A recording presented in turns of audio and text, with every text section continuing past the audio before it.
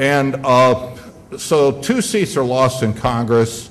I also looked at where we have minority, where majority African American, majority Hispanic seats, and I do it based on voting age citizen. And then there are 2 other districts that could be looked at as coalition districts between African Americans and Latinos, and 2 more that are kind of near that. Go to the next.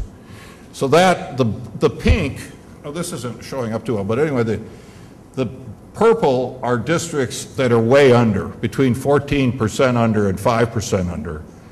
And go to the next slide, will show downstate. Oops. Oh no, there's only one slide. Go back up. Yeah, I'm sorry.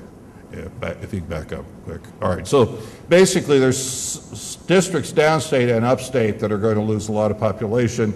The only district that seems to be held harmless, it's only like 7,000 under, is District 1.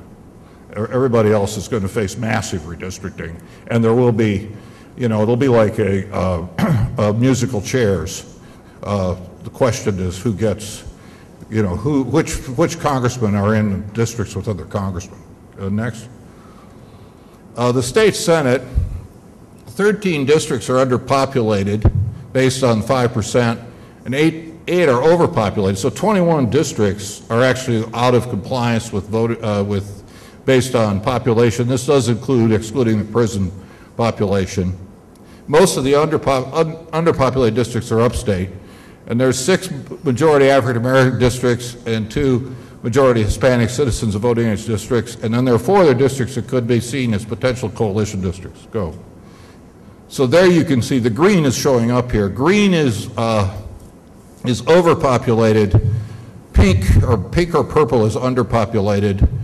The white should have shown, I think it has to do with the display, but basically it's going to be a shift. Once again, the same kind of shift that happened last time.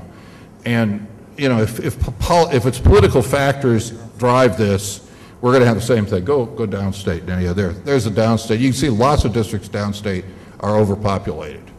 So it's going to be a very interesting scenario if it's left just to the politicians. Next. And then finally, there's the Senate. Assembly, I was actually quite surprised by this. There are almost 50 out of the 150 districts are either over or underpopulated.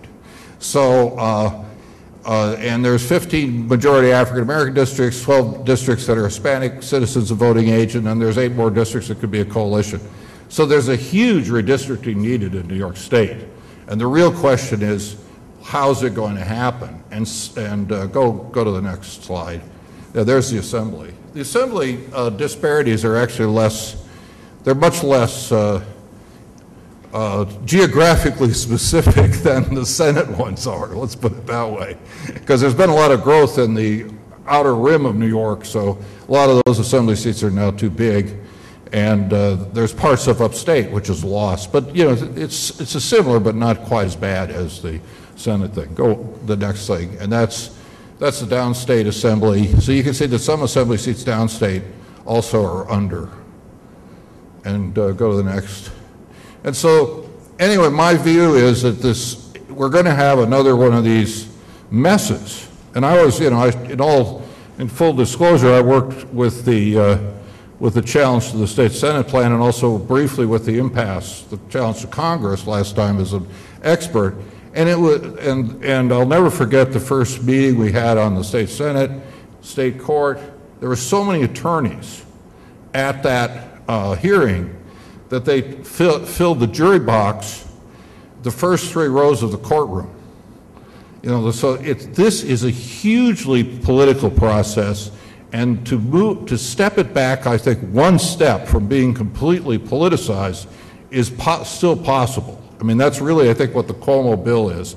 You know, eventually the legislature could overturn or not go along with the Cuomo bill or Cuomo-like bill. It sounds like your bill is similar.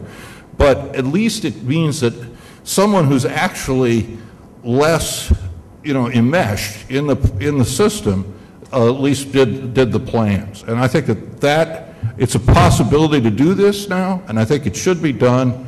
And this isn't going to solve the problem in certain neighborhoods or certain communities aren't happy, you know, are unhappy because they're split or something. But I do think it would make the process better, and I actually think the outcome would be better. Thank you very much. We have been joined by Senator Liz Kruger of Manhattan.